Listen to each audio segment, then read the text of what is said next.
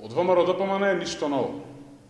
Уште на вториот ден од кампањата во локалните избори, оваа партија се обидува со стари и строшени финти да ја замајува струмичката јавност. Носителот на листата од редовите на ВМРО-ДПМН денес истакна дека општината не реализирала многу проекти, а спомна само 4. Вистината вели дека ветената сообраќајница во близина на градскиот парк не е ставена пред одлучување на Советот на општина Струмица по барање на граѓаните кои живеат во тој дел од градот. Загрижувачки е тоа да не го знаат оние кои сакаат да станат советници, а за тоа можеле да го прашат и нивниот кандидат за градоначалник, кој од бизнис интереси поврзани со неговиот угостителски објект е еден од оние кои се против овој проект.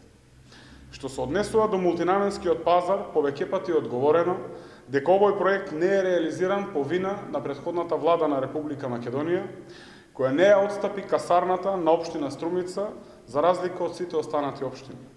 А токму таму беше предвидено да се гради овој споменат пазар.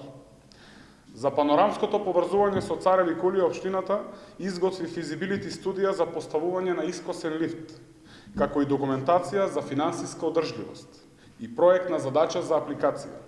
Но претходната власт, како многу пати порано, ги затвори фондовите за општина Струмица за таа намена. И за крај, вистинско фијаско за ВМРО-ДПМН е ноторната лага, дека изградбата на соборниот храм во Струмица е ветен проект на општината.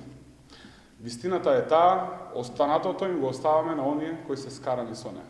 Ви благодарам.